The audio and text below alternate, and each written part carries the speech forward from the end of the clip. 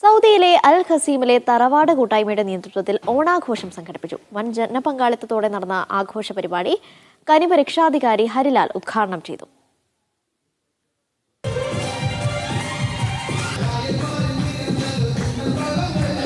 വിപുലമായ ഓണാഘോഷ പരിപാടികളാണ് ബുറൈദയിൽ സംഘടിപ്പിച്ചത്.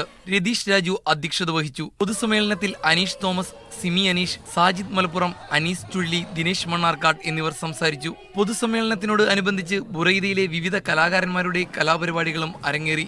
വിവിധ GCC രാജ്യങ്ങളിൽ നിന്നുള്ള ടീമുകൾ പങ്കെടുത്ത അത്യന്തം വാശിയേറിയ വടംവലി മത്സരത്തിൽ ഒന്നാം സമ്മാനം റെഡ് അറേബ്യ റിയാദ് കരസ്ഥമാക്കി.